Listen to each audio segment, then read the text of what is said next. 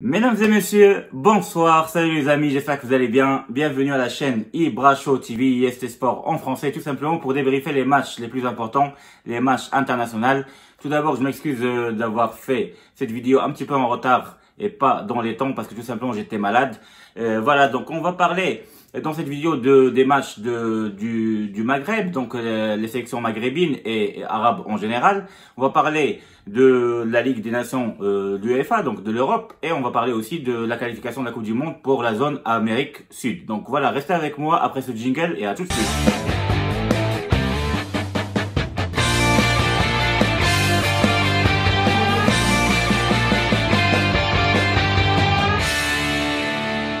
IST Sport. Pour ceux qui ont été là et qui ont suivi un petit peu les matchs de cette semaine, il y a eu beaucoup de matchs franchement internationaux et on va tout d'abord commencer par les matchs du Maroc, de l'Algérie et de la Tunisie et aussi de l'Égypte par exemple et pourquoi pas de la Libye, etc. On va parler un petit peu du Maghreb, les pays arabes et après on passera à l'Europe et l'Amérique latine. Donc pour ceux qui ont suivi le match de l'Algérie par exemple, l'Algérie a réussi à gagner 3-1 contre la Zimbabwe en match aller où Riyad Mahrez a fait un très bon match et avec une passe décisive et un joli but. Mais en match retour, l'Algérie franchement a dominé la première mi-temps parce qu'elle gagnait à peu près 2-0 jusqu'à la fin de la première période où ils ont réussi à marquer un but, les Zimbabwéens. Mais Riyad Mahrez, il a fait tout simplement un chef-d'œuvre. Il était spectaculaire. Mahrez, franchement, c'est un très grand joueur, ce monsieur-là. Malheureusement, il joue pas titulaire à Manchester City. Mais franchement, il était énorme ce jour-là parce que l'Algérie a réussi à faire 2 partout contre la Zimbabwe. Malgré qu'elle gagnait au début 2-0 et sur l'ouverture du score, c'était Andy Delors qui a réussi à marquer de la tête un très joli but. Mais le deuxième but, c'est lui qui a un chef-d'œuvre de Riyad Mahrez parce que dès qu'il contrôle la balle avec une aile de pigeon, tout de suite il enchaîne après avec 2 crochets et il arrive à mettre la balle au fond des buts. Et franchement, c'était un très joli but de Riyad Mahrez. Voilà, donc spectaculaire ce monsieur-là. Désolé parce que on le voit pas à City. Guardiola, franchement, je sais pas qu'est-ce qu'il fout parce que après le départ de David Silva, normalement c'est Mahrez qui doit jouer titulaire avec Manchester City. Et franchement, c'est dommage. S'il reste comme ça, normalement, il doit franchement partir de Manchester City et aller jouer dans un autre grand club parce qu'il mérite pas d'être tout simplement dans le bon touche. Voilà, donc l'Algérie menait 2-0 et à la fin de la première période, les Zimbabwéens, ils ont marqué un coup franc mais magnifique. D'ailleurs, ils ont bien joué les Zimbabwéens, ils étaient là, c'était équilibré malgré la domination algérienne parce qu'ils avaient marqué 2 buts. Mais en deuxième mi-temps, Zimbabwe a bien dominé, franchement, ils ont bien poussé pour réussir à égaliser et c'est ce qu'ils ont fait, ils ont égalisé. Et l'Algérie n'a pas très bien joué malheureusement en deuxième mi-temps. Mais c'est pas grave parce que l'Algérie avait besoin juste d'un seul point, c'est-à-dire un match nul pour pouvoir être qualifié. Et ce qui était le cas, c'est que l'Algérie a été qualifiée en fin de compte à la CAN de 2022. Voilà, bravo aux Algériens. 1, 2, 3, vive l'Algérie, venant d'un Marocain. Alors, pour parler du Maroc, l'équipe marocaine, franchement, il y avait 2 visages. On avait vu le match aller contre la Centrafrique où le Maroc a très bien joué à Rabat au Maroc, donc non, à Casablanca au Maroc, où le Maroc a dominé tout simplement le match de A à Z. Et c'est vrai, il y avait quelques choses où on pouvait en parler, comme Ghanem Saïs, il jouait pas à son poste, mais on a vu une domination totale avec Achraf Hakimi qui était énorme et surtout le maestro Ziyech, celui qui a un pied magique. Et qui est magique tout simplement, il a réussi à marquer 2 buts, il a délivré une passe décisive et il était aussi à la construction du 4e but. Donc le Maroc, il a gagné 4-1. C'est vrai que le but qu'on a pris, c'était une faute du gardien Bono, mais on va pas lui reprocher quelque chose parce que Bono, franchement, c'est un grand gardien et on le sait très bien. Tout ce qu'il fait avec Séville et Séville, c'est énorme. Donc le Maroc, franchement, il a pris les 3 points qu'il fallait. On a bien joué le match aller. Mais au match retour, donc hier, le Maroc... Mais au match retour, le Maroc, franchement... Pour moi, en tout cas, il a trop mal joué. Je sais pas, franchement, il a réussi à mettre 2 buts. On a réussi à gagner 2-0. Mais au niveau du jeu, franchement, c'était pas terrible du tout. À part 4 ou 5 joueurs qui ont joué un petit peu bien ou moyen. Les autres, ils étaient moyens, voire très modestes, très nuls, voire. Bono, il était bien. Naïf Agaled, le défenseur central, il était pas mal.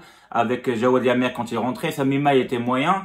Et voilà, avec Soufiane Amrabat qui était en défense centrale, qui était franchement, le meilleur joueur, je pense, marocain, avec Hakim Ziyech, qui a réussi à marquer et délivrer le passe décisif à la dernière seconde du match pour que Nasser réussi à marquer le deuxième but. Et le Maroc s'est imposé 2-0. Mais les autres joueurs, franchement, ils étaient trop nuls pour moi, trop nuls. Je vais pas dire moyen ou je sais pas quoi, ils étaient trop nuls. Barkok, trop nul. Tcharab, trop nul. Shbak, laisse tomber. Franchement, c'est l'un des plus mauvais joueurs. Je sais pas pourquoi Vaïd, il l'appelle.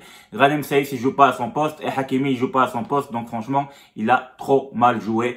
Donc voilà, donc l'équipe de Maroc a réussi à gagner tout simplement parce qu'elle joue contre une équipe qui est faible. Le Centrafrique, malgré qu'ils font du jeu un petit peu, etc., mais c'est pas une équipe qui a toujours des occasions franches et qui construisent voilà du jeu. Ils ont du mal tout simplement à mettre du rythme et pour marquer tout simplement. Ils n'ont pas des attaquants énormes. Donc c'est une équipe qui est faible, qui est classée 120e dans le monde, etc. Donc le Maroc a gagné certes. Et on a réussi à peu près à se qualifier parce qu'il nous manque même pas un point. Et même si on perd les deux matchs, il faut que le Burundi nous batte 4-0 chez nous. Donc c'est impossible. Donc on s'est déjà qualifié. Donc ça c'est bien. Le Maroc s'est qualifié aussi. Donc bravo aux Marocains.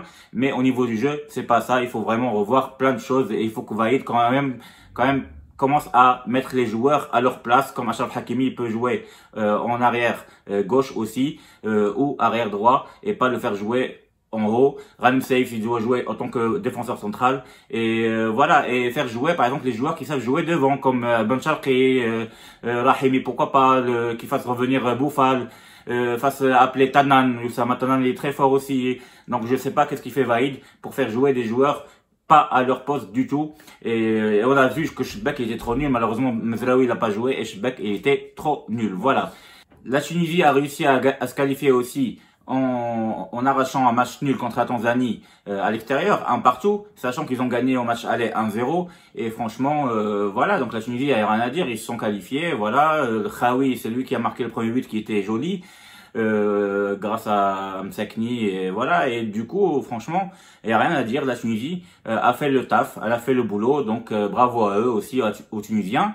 L'Égypte, pareil, contre le Togo, ils ont réussi à gagner 1-0 et 3-1 en aller-retour, donc ils ont 8 points, comme les îles de Comores, donc ils sont aussi qualifiés. Et la Libye, malheureusement, elle va être peut-être disqualifiée parce que ils sont loin de la deuxième place. Voilà. Et le Soudan a réussi à battre le Ghana 1-0, donc le Soudan peut se qualifier. On verra bien ce qui va arriver pour le Soudan. Donc voilà, ça c'est ce qui s'est passé pour les Africains et surtout les Maghrébins et les équipes arabes en qualification de la Coupe d'Afrique 2022. Passons aux Européens, les matchs de la sélection européenne. On a vu que la France, après avoir battu le Portugal 1-0, ils ont réussi hier à gagner 4-2 contre la Suède et avec un doublé de Giroud. Giroud qui joue pas titulaire à Chelsea, il a réussi à marquer quand même. Et la France, elle est tout simplement première de ce groupe-là, donc elle va jouer dans le Big Four. La finale de Big Four, avec qui? Bah avec l'Espagne qui a réussi à massacrer l'Allemagne 6-0. Eh oui, 6-0. Vous savez, l'Allemagne, pour une fois, pour la première fois je pense dans la vie, dans l'histoire du football, qu'elle prend tout simplement une fessée. Elle perd 6-0 et c'est du jamais vu. Alors que c'est eux qui ont donné au Brésil 7-1 en 2014 en Coupe du Monde, en demi-finale. Et là, ils prennent 6-0 dans un match officiel. L'Espagne, qui avait fait match nul un partout contre la Suisse, on pensait qu'ils allaient pas gagner contre les Allemands. Et finalement, ils ont réussi à gagner 6-0 avec un but de Morata et un triplé de Ferran Torres. Eh oui, Ferran Torres, franchement, il a fait un grand match. Et voilà, donc l'Espagne, c'est elle qui s'est qualifiée à la finale de Big Four. Donc il y aura la France et l'Espagne. Et ce soir, forcément, sûrement même, il y aura l'Italie qui va se qualifier aussi. Et la Belgique, parce qu'on sait très bien que la Belgique, la dernière fois, elle a battu l'Angleterre 2-0. Et aujourd'hui, elle a un match facile, donc ils vont réussir à se qualifier. Voilà, donc ça, c'est ce qui concerne la zone Europe. Et voilà. Pour l'Amérique latine, il y avait deux matchs très importants hier soir. Il y avait le Brésil contre l'Uruguay et l'Argentine contre le Pérou. Pour ce qui concerne l'Argentine, on sait très bien que l'Argentine, le dernier match, elle a fait un partout contre le Paraguay. Et il y avait un scandale parce que quand Messi avait marqué le deuxième but pour la victoire de l'Argentine, l'arbitre il est revenu sur une faute en fait bizarre 1 minute avant le but. Et ça a fait scandale et franchement, l'arbitrage il était hyper nul. Donc, ce qui fait, l'Argentine a fait match nul. Et le Brésil avait gagné le match d'avant. Donc le Brésil a pris la tête du classement. Mais hier soir, les deux, ils ont gagné. Le Brésil a battu l'Uruguay 2-0 sans Neymar et l'Uruguay a joué sans Luis Suarez. et le Brésil a réussi à gagner voilà 2-0 à l'extérieur, et c'est eux qui ont gagné les 4 matchs. Voilà, ils ont 12 points en seulement 4 matchs. Et l'Argentine a battu le Pérou à l'extérieur grâce à González et aussi Lautaro Martinez, et donc l'Argentine est les deuxième avec 10 points.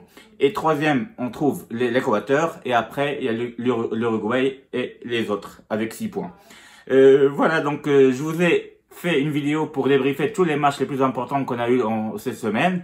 N'hésitez pas à liker comme d'habitude et à s'abonner de plus en plus. Je suis encore désolé d'avoir fait cette vidéo un petit peu en retard, mais c'est pas grave. Le plus important, c'est que j'ai donné mon avis sur tout. Et voilà, comme on dit, one, two, three, vive l'Algérie et Dima, Maghreb. Voilà. À bientôt les amis. Bonne soirée et au revoir. Ciao, ciao.